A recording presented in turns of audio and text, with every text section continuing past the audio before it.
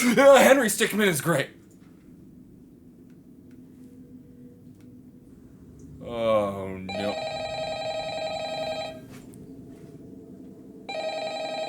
Hello. I just wanted to record this message for you since you're going into your first night. I actually worked in that office before you. Wait, what? I have this statement for you. Welcome to your new job at Freddy Fazbear Entertainment's video division, where we place lore in every video game just to retcon and adjust the next. Yeah, checks out. Fazbear Entertainment is not responsible for damage to property, person, or sanity. Upon discovering your mangled body, we'll feed it straight to blah, blah, blah, blah, Hold up, blah. no blah, blah, blah, blah, blah. In front of you, you'll find a laptop and monitor. There, you can check the cameras for our characters as they'll be Free roaming, yes, I get it. literally trying to drag you down to, well, heck. Oh, that's worse. Just, check the cameras. Watch the doors, and if something shows up, we've provided you with a hat. Okay. The hat will help you cover your exposed face muscles after your face is eaten. I hate this. And that's it. Good luck with FNAF Fan Game 6, and we'll talk to you tomorrow.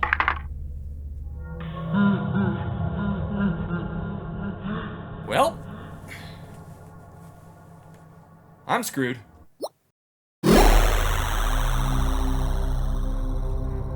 Hello, everyone. Dan's reality is broken and now lives in a FNAF Fan Game Part 6. It's October. I hope. God, please tell me you got this video out in time. It's October, which means while everyone gets to play the new Amnesia game, I've been diving back into the Game Jolt ball pit of doom to find more FNAF fan games. So let's go over the rules. Jerica, can you bring up the rules for me? Doesn't matter, the rules. You see these rules? Blow them up. I don't care anymore. I asked you guys for suggestions, and for those that used the Google form to suggest games, thank you. It made life so much easier. I definitely think that this is perhaps the most diverse set of games we've had, but I do have a couple of notes. One, I have a lot of reluctance to cover case animatronics as a fan game. The more I think about it, sure, it kinda is, but it is so unique, I don't think it qualifies. If you disagree, just like the inevitable comment that will be disagreeing with me, and I'll put it in a video somewhere, I guess. Two, I wanted to play Running in the 80s, but it was pulled because it apparently had a virus at no fault of the developer, so we'll cover it when it's fixed. And that's all I got. No ad this time. Video brought to you by that sub button. We're so close to 100K subs, would love to hit it before the end of the year. All right, Jerica, hit the button! Let's start our sixth time diving into this realm by giving a flashing light warning. Look, Jerica and I tried our best to tone it down, but now Jerica has photorealistic eyes.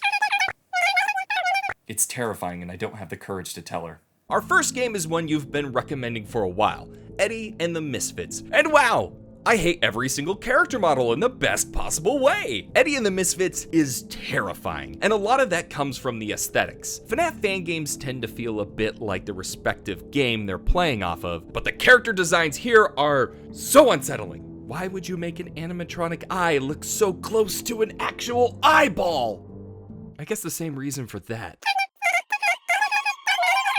That can't be good. The place you're guarding in this game is just as run down as the animatronics, with broken props, trash lying everywhere, that'll be important later, and decaying set pieces. This kind of leads me to my first criticism. This game's look is so freaking unsettling, but because of that, finding the animatronics is hard since they blend so well into the background. Sure, you can find them, but when you're trying to learn how to deal with an animatronic and you can't find it until it's about to get you, it's not very conducive to living. Stop that.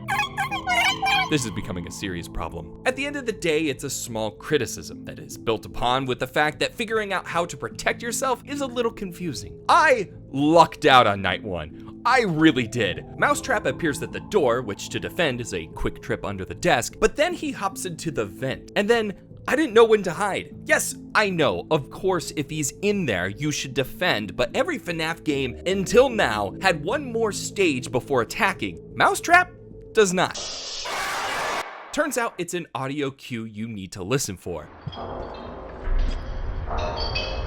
That doesn't sound remotely like a vent. Instead, you need to listen for glass bottles being pushed around. I had a hard time figuring this out, but then I watched a quick vid of 8-Bit Ryan playing, and then I was finally hiding like a pro. I mean, I don't know how hiding underneath a desk is gonna save you at the end of the day. Oh, well, I know I just saw him. He's gotta be around here somewhere. Humans don't just disappear into the ether. Or do they? Do they? I mean, technically I did. But they have to be dead. So that means he's... Alright, that's a lot of criticism, but it really only affects you in the beginning scramble. Each night does include a small minigame you'll need to accomplish to move on. They're fairly straightforward, though getting this audio test done was harder than it should have been for a Dan.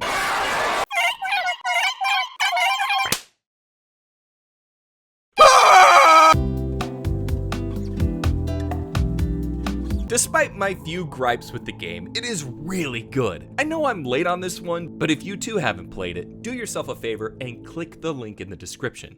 Next up is a fan game about a fan game. Excuse me, audience, can I talk to you in the kitchen for a brief moment?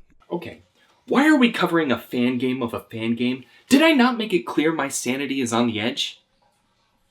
Then why are we doing this? It's because you like to see me in pain, isn't it?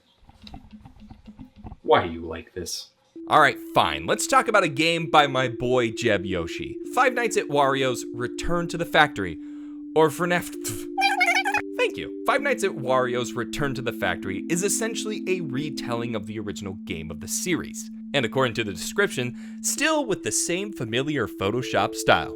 Which of course my offer of the picture of my toilet from FNAF Fan Games 1 is still on the table. This game is interesting because it has essentially a Night Zero, a time to learn the layout and controls with one easy attacker. But not only that, Night Zero is a prologue that brings us into the plot, which I love to see for the story. Night Zero shows exactly what happened to Wario and friends and why you're being attacked. I love it, but that might just be my personal preference because I spent so much time in the lore of FNAF that I can't even take it anymore. Thanks, Jericho. Oh, God! Once you're done with Night Zero, it's on to your standard FNAF affair. This time around, though, you'll be mixing the FNAF 1 doorways with FNAF 2's hallway. I will say this about the game, it's easy to pick up, but it can be trouble effectively utilizing everything. Unlike Five Nights at Yoshi's, which explained everything, FNARTIF goes the opposite direction with the defenses vaguely explained by a phone guy that doesn't want to admit you're being attacked. Again, not sure why flashing a light in their face stops them, but I'll try anything once. Yar, I can't see. By what could I be blinded by the light? Beyond that, it's essentially FNAF. Stop Wario and friends from destroying you. It does a pretty good job retelling the first game. It's definitely for the fans of FNAF that want a bit more from that series. Let's stay on the Nintendo side of things by hopping over to the... That's right, little buddy. We're going over to Five Nights at Kirby's. I love this game. At a first glance, this game looks very, very simple. The entire game is made out of very simple shapes and vector outlines. Then the phone guy comes in. Hello, security guard. If you're hearing this message and you have taken a job here at Kirby's Playhouse. And you quickly learn this game is definitely made by a middle schooler. Or maybe early high schooler. It's just a young voice, and I'm making assumptions here. Your eyes still haven't been drawn back yet, have they? Go fix that, and then we can talk. But here's the thing, set aside the basic shapes, simple protection, and you'll see a promising young developer. Just taking a look at the office, you'll already have some very eye-pleasing motion as you look around, which is a nice touch, but I absolutely love the fact that it's not your typical defenses. Instead of the typical 2 doors that you see with early FNAF fan devs, you have 1 door, an electric panel you'll need to shock, and a vent that needs to be heated. See, it's the small details that show a lot of promise. But I guess you're wondering if the game is good. I mean, it's fairly easy, but it's a fun yet buggy little game. See, when you beat a night, you'll need to restart the game because it glitches out when you win. I'm all about supporting promising devs, so, Jerica, do you have your eyes drawn back? Whip up like a Cybert Channel sticker of future approval. Jerica, now we have more animatronics coming. Damn. Well, there you go. You get a sticker. Our next game is Ultra Custom Night. Oh, great. Another Custom Night fan game with forgotten characters that people wanted to...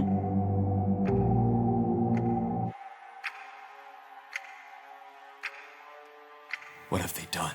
This is out of control. Out of control. Ultra Custom Night features 600 different characters.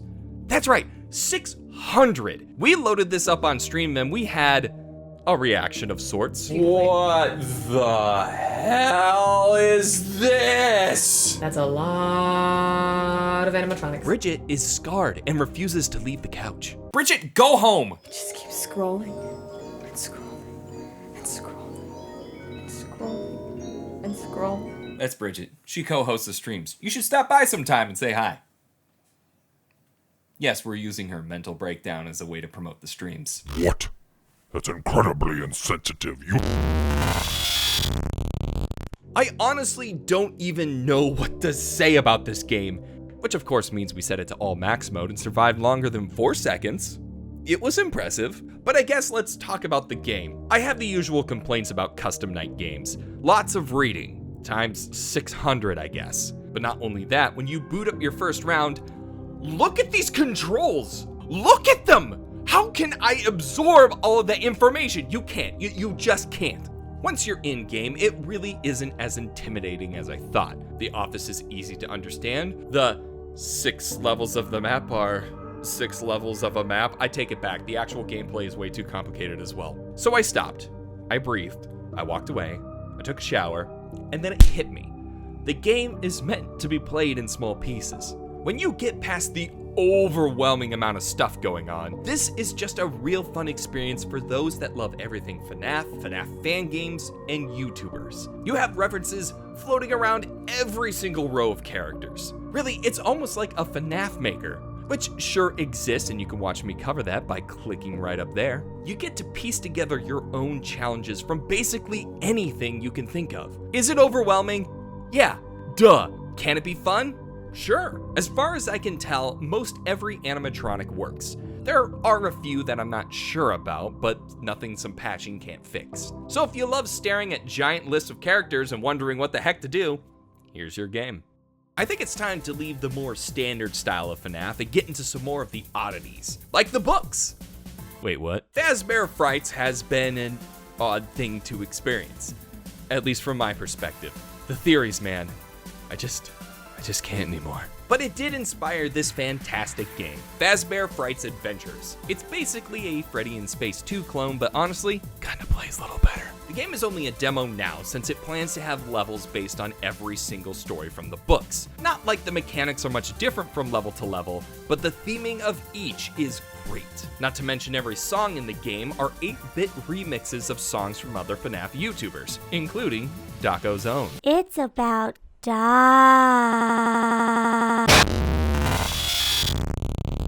The level design, though, is very similar to Freddy in Space 2. It is functional, but still has the aesthetic of floating boxes in space. But since this is a demo, I hope the dev decides to go the extra mile to not make it just floating boxes in space. I believe in you. Each level has a boss based off of the specific story's animatronic. If you've been collecting powered up shots that do extra damage, they're really all not that bad. Don't get me wrong, if you're not paying attention, you can get game over. But once you learn the patterns, you can easily win. Honestly, I'm excited to see how this game continues to develop. It's got a lot of promise, and hopefully we'll see some new levels soon.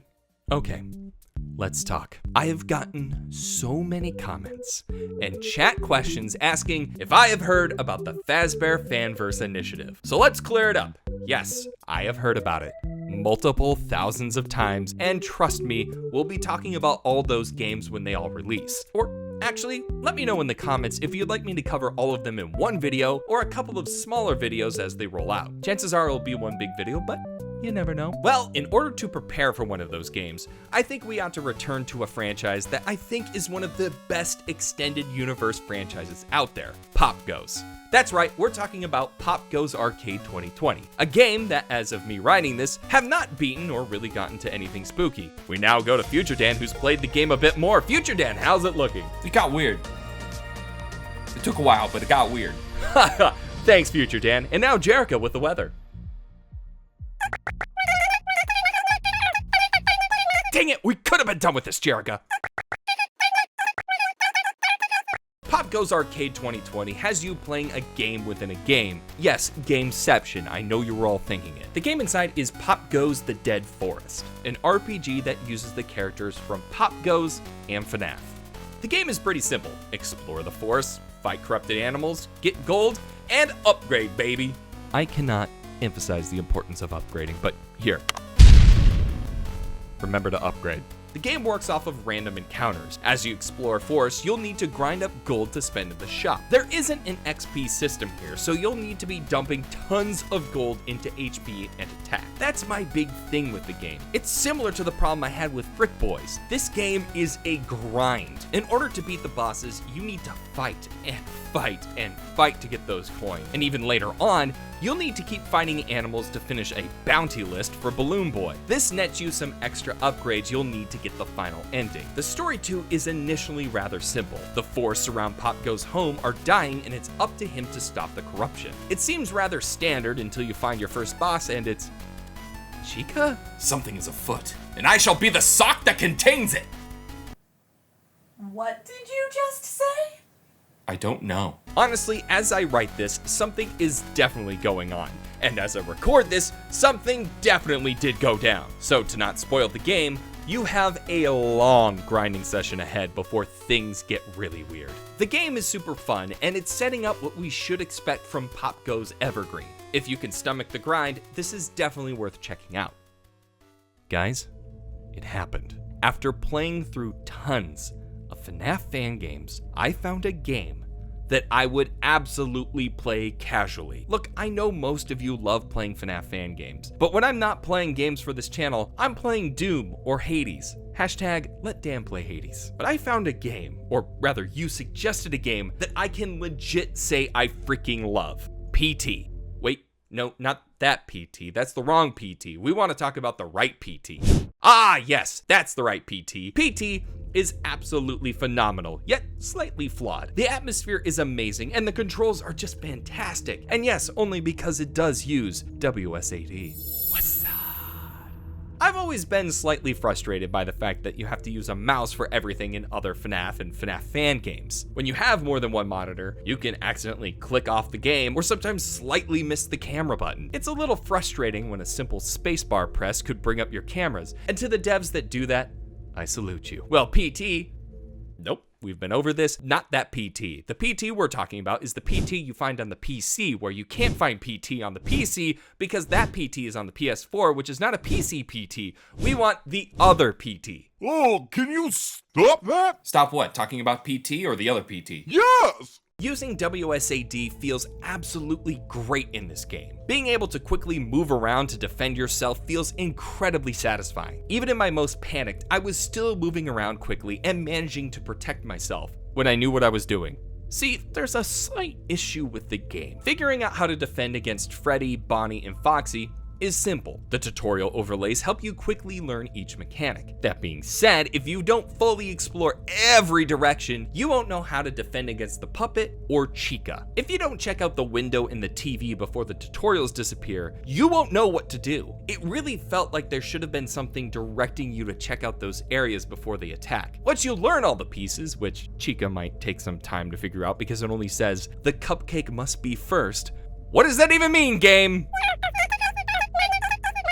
Once you learn all the pieces, this game is so fun to play. It rewards you so well for moving fast, but being precise. In a way, it mechanically feels a bit like an FPS. I think that's what makes PT so... No, see, that's the wrong PT. We want to see the PT on the PC, not the other PT that's also on the PC or the PS4. We want the PT that you could see on the PC but can't be put onto a CD, but What that CD kind could do I technically get? have...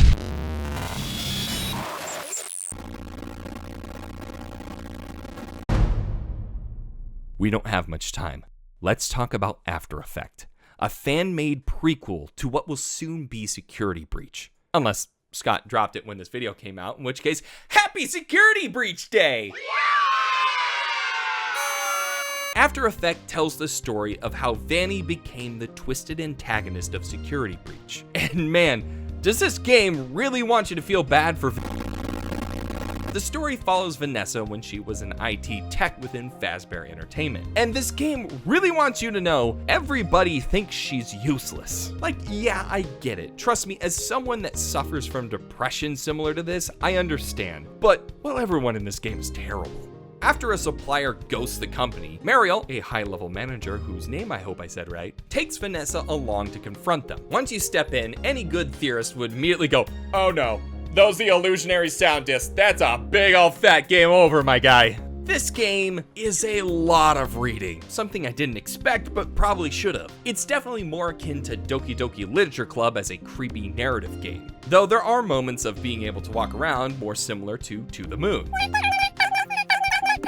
On stream when I can find the time! I gotta say though, aesthetically, this game looks great. The character portraits are fantastic, and having this built in Unity as opposed to RPG Maker gives it much more character. Honestly, I wish this game was canon. It's such a great way to explain why Vanny becomes a follower of Afton, but unfortunately, it's just a game.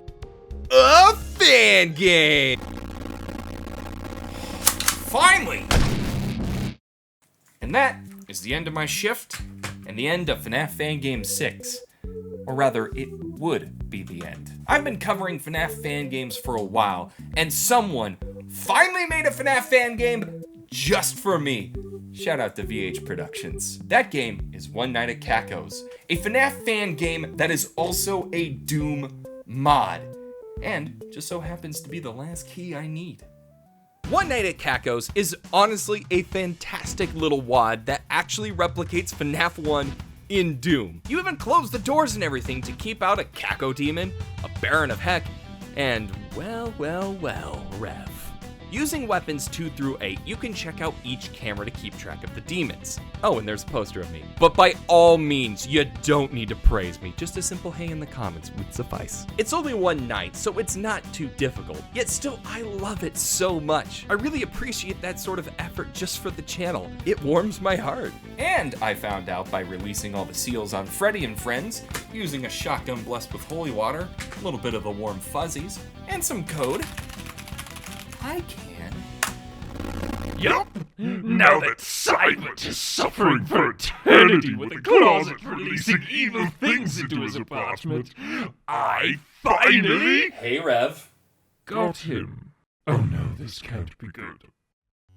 Thank you everyone for watching. A huge thanks to Jerica for working her butt off this month, Alyssa Be Crazy for being an absolute saint, Eve for playing our phone guy, Bridget for being scarred on a couch, ER Milborn02, and these wonderful channel members. You can get your name in the credits too by hitting that join button down below. Make sure you hit that bell because my own revenge is just around the corner. Rip and tear until it is done. Cybert out.